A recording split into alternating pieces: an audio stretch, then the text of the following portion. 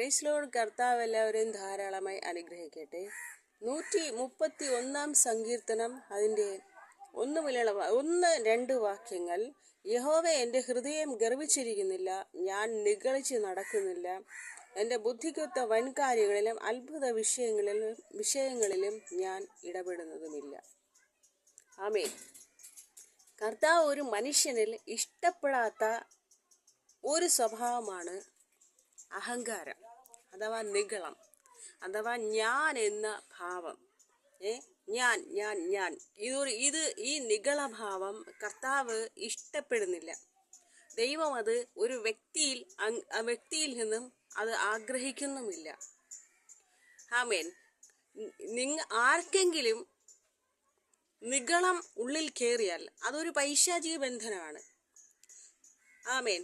പിന്നെ കർത്താവ് പറയുന്നു, മനുഷ്യൻ ചെയ്യുന്ന എല്ലാ തെറ്റിനും കുറ്റക്കാരൻ പിശാചല്ല. ആമേൻ.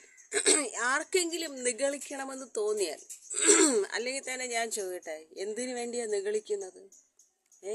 ദൈവം നിർത്തിയിരിക്കുന്നു, അത്രേ ഉള്ളൂ. കർത്താവ് ബൈബിളിൽ പറയുന്നു, മനുഷ്യൻ ഒരു ശ്വാസം അത്രേ. ആമേൻ. ഈ ശ്വാസം എന്ന് നിൽക്കും എന്ന് അറിയാത്തിടത്തോളം കാലം നമ്മൾ ആരും ഒരിക്കലും നിഗളിക്കാൻ പാടില്ല, അഹങ്കരിക്കാൻ പാടില്ല. ആമേൻ. അഹങ്കരിച്ചാൽ താളഴിയായി പോവും, അതായത് നശിച്ചു പോകുമെന്ന് കർത്താവ് ബൈബിളിൽ പറയുന്നുണ്ട്. അതിൽ ഏറ്റവും വലിയ ഉദാഹരണമാണ് സാത്താൻ ദൈവസന്നിധിയിൽ കർത്താവിൻ്റെ ദൂതനായി ഇരുന്നവനാണ്. അവൻ്റെ പേര് ലൂസിഫർ എന്നായിരുന്നു. കർത്താവിൻ്റെ സന്നിധിയിൽ അവൻ ദൈവത്തെ പാടി ആരാധിച്ചിരുന്ന ഒരു സംഗീതജ്ഞനായിരുന്നു. എന്നാൽ സാത്താൻ ദൈവസന്നിധിയിൽ നിന്നും നിഗളിച്ചു. ഞാൻ അത്യുന്നതൻ്റെ കസേരയിൽ കയറിയിരിക്കും, ആ കസേരയിൽ നിന്ന് ദൈവത്തെ മാറ്റി ആ ദൈവകത്വം ഞാൻ പിടിച്ചു വാങ്ങും എന്നൊക്കെ പറഞ്ഞിട്ട് അവൻ അവിടെ ഇരുന്ന് ദൈവത്തിന് നേരെ പിറുപിറുക്കുകയും നിഗളിക്കുകയും ചെയ്തു. എന്തു സംഭവിച്ചു? അവൻ ശപിക്കപ്പെട്ടവനായി. അവൻ്റെ അഭിഷേകവും അവൻ്റെ പരിശുദ്ധാത്മ കൃപയും അവൻ്റെ സകല കൃപാവരങ്ങളും അവൻ്റെ ആയുധവും നഷ്ടപ്പെട്ട് അവൻ ശപിക്കപ്പെട്ടവനായി ഭൂമിയിലേക്ക് പതിച്ചു. ഇന്ന് അവൻ്റെ രൂപം എന്ന് പറയുന്നത് പൈശാചികമായ രൂപമാണ്. ആമേൻ. അവനിലുള്ള സകലതും കർത്താവ് എടുത്തു മാറ്റി. എന്നാൽ ഒരു കൃപാവരം മാത്രം അവനിൽ നിന്നും കർത്താവ് എടുത്തു മാറ്റിയില്ല. അത് ആ കൃപാവരമാണ് സംഗീതം. അവന് പാടാനുള്ള കഴിവിനെ, അല്ലെങ്കിൽ അവന് പാടാനുള്ള വാസനയെ കർത്താവ് എടുത്തു മാറ്റിയില്ല. അത് ദൈവത്തിൻ്റെ ഒരു മനസ്സലിവാണ്. അത് ഒരു കണക്കിന് നന്നായി എന്ന് വേണം പറയാൻ. ആമേൻ. ഞാനത് വിശദീകരിച്ചാൽ പിന്നെ അതിൻ്റെ പേരിൽ എന്നോട് യുദ്ധം ചെയ്യാൻ വരും. അതുകൊണ്ട് നമ്മൾ ഒരിക്കലും നിഗളിക്കാൻ പാടില്ല. നിഗളിച്ചു കഴിഞ്ഞാൽ അത് മനുഷ്യരായാലും ആരായാലും നശിച്ചു പോകും. ആമേൻ. കർത്താവ് അഹങ്കാരം അഥവാ നിഗളം ഇഷ്ടപ്പെടുന്നില്ല.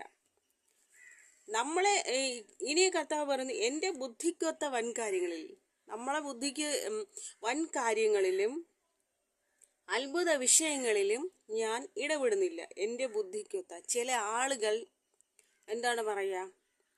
കാണിക്കുന്ന ഒരു കാര്യമുണ്ട്. സ്വന്തം കഴിവിൽ എല്ലാം നേടിയെടുക്കാം.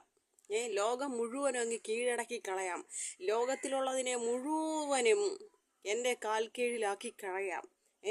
ഞാൻ തന്നെ രാജാവ്, എന്നെ തോൽപ്പിക്കാൻ ലോകത്താരുമില്ല എന്ന് ചില ആളുകൾ ചിന്തിച്ച് നിഗളിച്ച് അഹങ്കരിച്ച് നടക്കാറുണ്ട്. എന്നാൽ അത് അവരുടെ വെറും തോന്നൽ മാത്രമാണ്. ആമേൻ. കർത്താവ് പറഞ്ഞിരിക്കുന്നു,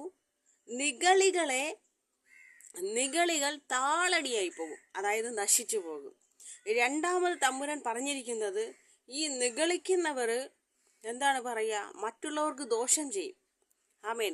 കർത്താവ് പറയുന്നു, നീ ആകാശത്ത് കൂടുകൂട്ടി താമസിച്ചാലും അവിടെ നിന്ന് ഞാൻ നിന്നെ വലിച്ചു താഴെ ഇറക്കും തമ്പുരാൻ പറയുന്നു. കർത്താവ് ബൈബിളിൽ പറയുന്നു, ദൈവത്തിൻ്റെ കൺമുമ്പിൽ മറഞ്ഞിരിക്കുന്നതായി ലോകത്തൊന്നും തന്നെ ഇല്ല. ആമേൻ.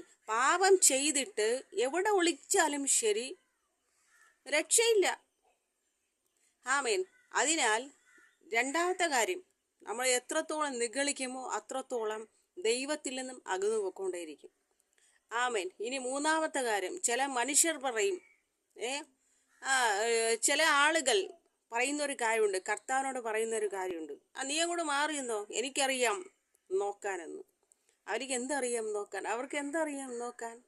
ഏ അവർക്കൊന്നും അറിയില്ല. കർത്താവ് നിർത്തുന്നതേയുള്ളൂ.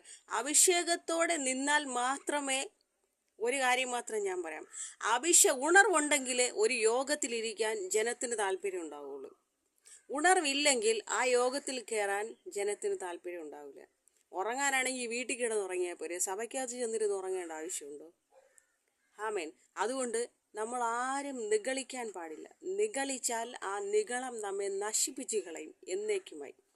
അതിനാൽ അഹങ്കാര സ്വഭാവത്തെ, നിഗളഭാവത്തെ എടുത്തുമാറ്റി ജീവിക്കുക. ആമേൻ. കർത്താവ് എല്ലാവരെയും അനുഗ്രഹിക്കട്ടെ.